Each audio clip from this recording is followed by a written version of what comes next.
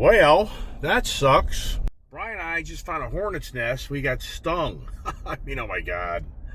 Yeah, man, no lie, man. Brian and I just found a hornet's nest. Oh my gosh, is my freaking hand killing me? It is. Just one got me. One got him on the head. So, it just doesn't end, man. It doesn't end here on the adventures of Ice Age TV, where you see the Ice Age man on live. Work goes to another location. So that there, I know now how to handle that job. So I now know what to do.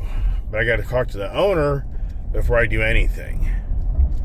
So that's kind of what's going on there. Another owner's looking for me. I got to call him. Oh, thank goodness for Waze, everybody. You know, it's incredible. You go back to the 80s, even the 90s. Who didn't have a ADC map in their book, in their car? Who wasn't going to the 7-Eleven store to buy, wherever you were, the ADC map? A lot of kids, people don't understand that you had to buy, an ADC map for the area you're in. You didn't just have like an encyclopedia thick ADC map. So that was a huge business. And so you literally you'd have to stop at a gas station or 7-Eleven store, and you'd have to buy a map for the area you're in. And then look up the address through an index on that map, and then sit there and look at the streets you have to go to. I mean, it's incredible, the younger generation, how easy they have it over our generation of having to know how to count, math, give back change. Look at maps, read maps, remember each street, or make little notes on a piece of paper. I mean, it's crazy to think about where today's society is, and a computer does everything for you. And as we know, the cars are going to be all they plug and play, and they drive themselves there. But man, my finger's killing me, man. My finger is so damn, oh my gosh. And it's so weird. I was trying to do something back there, and I felt something hit my finger, and it looked like I hit like a pricker bush. But it was one of these little yellow jackets that literally embedded itself into my skin. And holy crap, and all of a sudden Brian's like, oh my God, the bees! Like, oh my God, and they're just all swarming around us as we're running away. So it's like, yikes. So how much do you think a plot and this place costs? Oh my God. First of all, do they even have room for you to be buried? First of all, but you can only imagine. And it is something but that's like forever. So once you're buried, it's forever. So for the cemetery, it's not like they can up their fees, besides maintenance fees. But as far as, they sell you that plot, and that's it. Unlike people, what's interesting? Think about this, everybody, which it would never happen, but I think it is pretty radical to think about if it would happen, is think about that in the future, families sell their plots of their ancestors, and they dig up the grave, and then they resell it. Can you even imagine? I bet you that idea's been thought of. I mean, think about the cemetery. And they get a commission off of it, or, they get part of the sale of it. I've never thought of this before, but that's pretty scary and freaky, isn't it? That the future, they'll be digging up graves and then reselling the plots. The family will sell the plot and cash in $200,000 or $300,000. Think about it. There's some good money back there. I have to tell you straight up, I've never ever thought of that idea in my life, ever. But hell, man, think it through. You definitely could make some probably pretty good money. I mean, wow. Yikes. Don't touch the dead, Iceman. Don't go that. It's like selling body parts, Iceman. All right, I know, I get it. In the traffic, but it's not that bad. We're moving. Yeah, we're doing okay. Getting through this DC area. So, finger's killing me. But oh well. And I don't have really anything in this truck, neoprene or anything to kind of try to tame it down. I don't think so. I stripped it. Oh, no, I do have something. I've got some, this will probably work. Man, that bee packs a punch, man. Holy crap, my freaking finger's killing me. I just put aloe vera and hand sanitizer on it. Wow. I mean, this thing, you mean, think about people get stung multiple times. It's radical, man. That's radical stuff. People die. Well, look at the guy over there in London. Andrew's, Prince Andrew's personal friend, playing polo, and got the bee went down his throat and stung him. They killed him. Wow. Yikes. Good thing one didn't fly into my mouth, right? Crazy things happen in this world. Oh, get some fresh air here. Can we or can't we?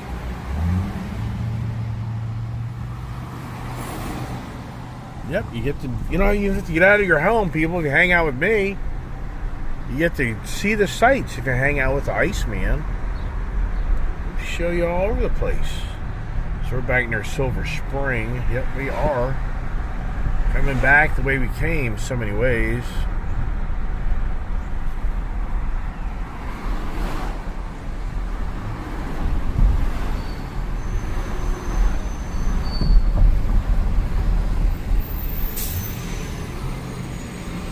Selling water. You go round and round and round without hitting the bus. Oh, that's interesting. We're at Oregon Avenue. So going past here. Man, my hand's killing me. This right hand I use to hold this phone. I mean, my freaking finger's killing me. Yikes. Thing, am I crazy? Like somebody's got a pin in my... Probably got the stinger in that damn thing. Probably what's going on is I don't realize he has got the stinger in my finger. Yikes.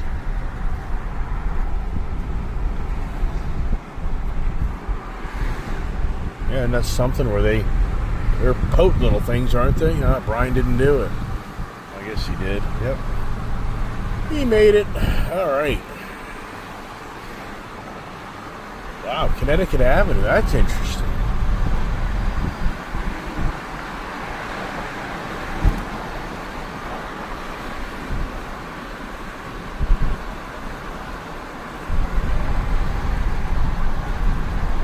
Rock Creek Park.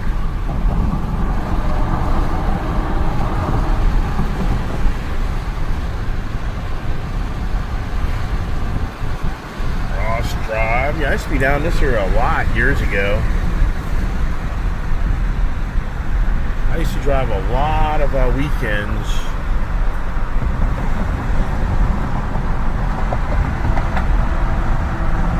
Yep, Beach Drive. Yep.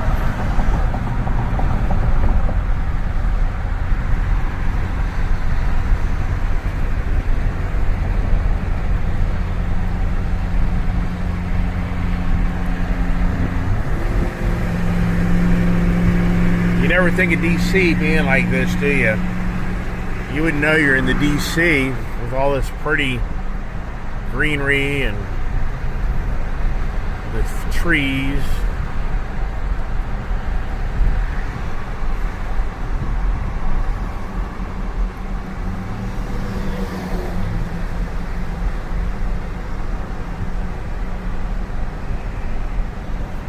So now we're going to make a right here on Oregon Avenue. St. John's College High School. Does that make any sense?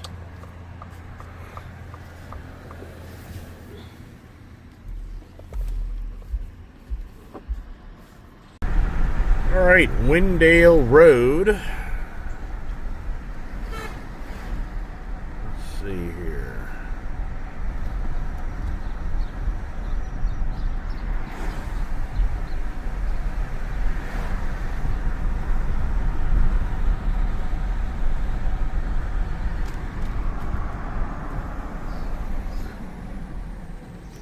So this is a nice neighborhood. We're in the $1 million neighborhood now, man. Yeah, these are all $1 million plus, I guarantee you that. And you're next to Rock Creek Park. so nobody's intruding in your space. This is the higher end area.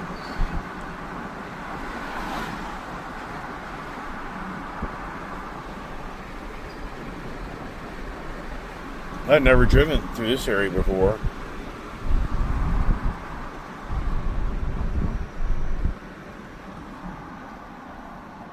Yeah, it's very nice, isn't it? Very relaxing, very pretty.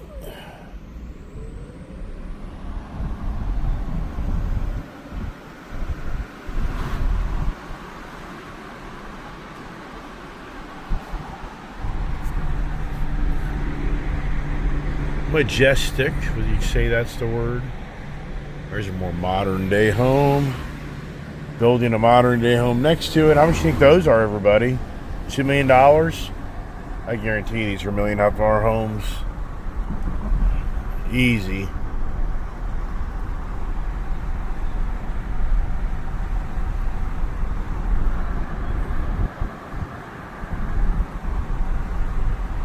Whole different life, for me in life, it's just a whole different lifestyle that you would have. For me to be in this type of neighborhood, who would have been, more, wouldn't be anything close to who I am. There's no way. Got a whole different lifestyle, everything. It's like this house here, what year was that built? 50s, 40s. Yeah, that's a beautiful little home right there. How many generations of families have grown up and lived there?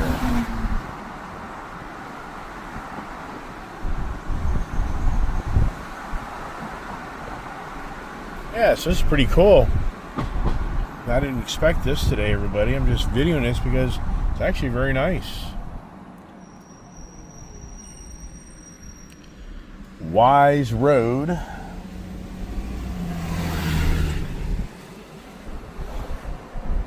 Dang, somebody lives in their camper in front of their house. I wonder how that's working out for them.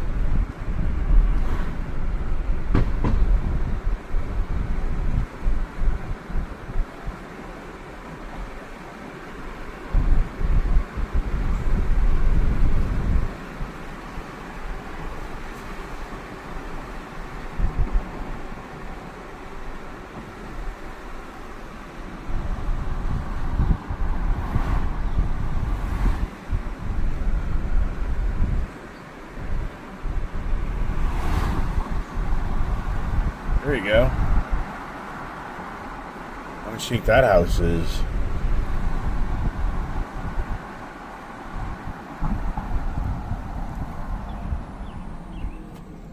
Oh, you can smell all the pretty flowers and everything else.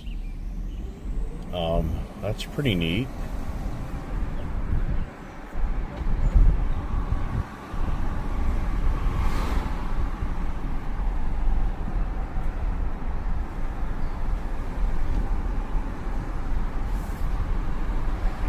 Yeah, quite the drive.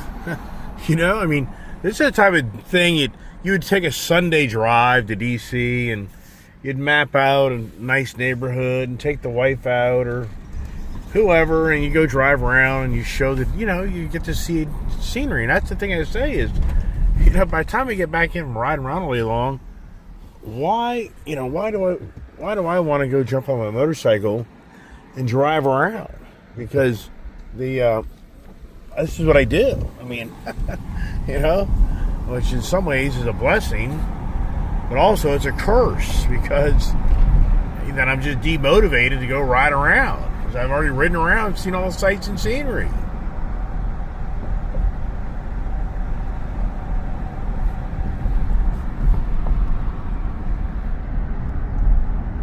Yeah, back so many years ago, that's why I resisted actually having motorcycles and having lots of things because I just lived behind the wheel of a car so much that I just had no desire to go live behind the wheel of a car to go escape. Wow, this is really interesting how Waze is really putting us through these back roads. I never would have done this without Waze. I'd have gone a whole different way. I'd have been all the major traffic. and I would have literally, just seen the same old sights, same old scenery, and I wouldn't have known about all this area here. That's what's incredible. We all live in the same area for 30, 40, 50 years, and you don't even know where you live. You don't even know the things that are around you. Isn't that something? Yeah, the finger's killing me. I'm in a lot of pain, just so you know. This finger is just killing me. Oh my gosh. And I don't have a first aid kit in here. I stripped this whole truck out. Yeah. The finger. I mean, this finger, he's just... I think he got his whatever you call his pointy thing into my finger, and it's stuck. So come on, just do your thing. Thanks for all the blinkers, everybody. Oh, you got a blinker? No blinker. Look at this guy here. I mean, what am I gonna do? Put on your freaking blinker, dude. You dummy. All right, up the road now. We're in Maryland. I think we're now in Maryland. We're out of D.C. It's a nice day weather-wise. Overcast, but it's not raining. Good news is it's not downpouring rain. That's the good news. I'm starting to wonder where this is taking me. I'm starting to wonder where I'm going. I mean, I'm not lying. I'm starting to wonder if I plugged in the right address to go to my next stop. And I mean, I just am really questioning now where I'm going. I mean, this makes no sense. Or does it? Well, Connecticut Ave is right here, so that would take me up to Bellwaste. That would make sense. Now, I've been down this area here in ages. Ooh, that guy just smashed his wheel. But where are you going? So that's a dead end right there. You can't go anywhere.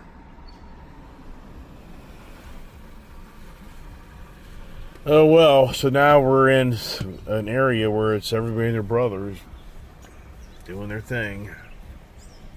Now I know where I am. You know, it's incredible. I used to have public telephones at a gas station right down here. And, so yeah, now I know where I am. But what's interesting is this is a very heavy intersection. So it's going to shoot me off a back street to get over the next street. And, that's what's going to happen. This guy here, so that was one of my first installations of payphones on the left-hand side.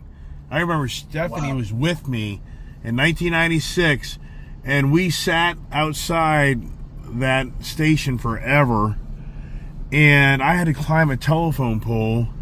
I mean, it was the thing where we were replacing another telephone company, and Stephanie used to go with me. Initially, when I got the business going, she a lot of times would go with me on the job just to kind of make sure everything's okay and kind of help me out a little bit, you know? Right. Yeah, so the good old days. Good old days. The good old days, man. But we got to get in the right-hand lane up here, in the damn Beltway, but whatever. Do you even know where you are right now? Yeah, I have the GPS already set to go. Yeah, but I'm saying, but do you even know kind of where we are? I know we're in D.C., right? No, we're in Maryland now. No, we're in Maryland. We're in Maryland, and you're up near Kensington Mobile. So Kensington Mobile's about a mile up the road on the right. I know. You don't know where the hell you are. You don't know where the hell you are. I get all that. All right, so I'm going to get up the road here. Look at the Beltway going eastbound. It's already locked down. So we got to get up here on the right side, get up here, and then blah, blah, blah, and blah, blah, blah. Oh, did you see that Rural Farms coming into that Rural Farms going to destroy those gas stations? Did you see that? You know that station there that was under construction on George Avenue? It's over. Yep. Oh, dude, oh my gosh. That's not good. I'm going to go back over to Cabot Bridge to the toll road back to Leesburg. And, but usually the southbound going back into Virginia isn't that bad, or is it? Usually, but you say it is, or it's not? No, it's not. Usually, it's not. Okay. It's the northbound coming in from But I could Virginia be to Maryland. I could be wrong. Okay, well, don't worry about it. You're good. All right. I'm sorry? Oh, so you already went by me. There you go. Yep. I'm ready. I'm ready to work. You're rolling, but you got to get in the right-hand lane. 2 right-hand lane, 270 north. Too late. There you go. There you go. Get over. Yep. Yeah. There you go. Otherwise, you'd be going around the Beltway. Yes, sir. All right. There you go. Oh, my goodness gracious. All right. That was Brian, hanging out. His voice is still bugging him from yelling and screaming over the weekend for his big birthday bash weekend. But here I am, now heading back. Now I'm going to go to my Blue Cruise. Is it on? I don't even know what's going on here. So now there is hands-free. Crank up the speeds. Everybody hauls ass around here. So now I'm hands-free. Oof. My man, I tell you what, everybody. Hard to believe that little itty-bitty bee can do what it did to me. Yeah, I know, man. It's pretty bad. Suffering in my own way. So here we are. So we got a guy who's in left-hand lane. So you get these people, these left-hand lane drivers, they just don't realize that other people do want to go faster than them, and they just don't want to do it. And it just is aggravating, very aggravating, that they just puddling down the road, and their position is, big deal, whatever. Living on the road, that's what I do, everybody. But the question is, this Beltway gets really screwed up coming in and out of Virginia to Maryland, and usually it's all backed up. Hands-free. So this is where this truck here is so nice. Can't emphasize enough. This is where now, I'm hands-free, and the vehicle's going to drive itself. Well, get through this really bad corner. This is a pretty sharp corner, and it's interesting how I'm holding this phone, and it's not interacting and blocking this radar that looks at your face. It gets an attitude. So this is where it gets freaky. We're gonna go through a pretty sharp turn right here. I'll definitely keep my hands near the steering wheel. So like I say, this is where it gets a little freaky, and then it's all an adaptive, reading the car in front of me and how is the traffic up ahead, and so I'm good. So the road's saying it's pretty clear. But it's 2 o'clock, so I'm right at that edge. I'm right now on the 2 o'clock run. But since school is out, it's not as radical, because the school days, when kids are getting out of school, that's when it's more radical. And because all the parents are running to school to get their kid. See, that's interesting how I hold this. Goes from one to another guy. A Corvette or a Lamborghini. I can't tell what the guy's in. Yeah, what is that damn car? I can't keep track of the damn things. So, skittle on back home. Well, I'm not going home. I got to go take care of business. So, I'm not home. Did you go back? So I don't know if there it is, back to hands-free, and it's reading the cars in front of me, and that's what's going on. So yeah, that's interesting on how this thing sees that versus that. And now we're kind of in the doldrum Beltway.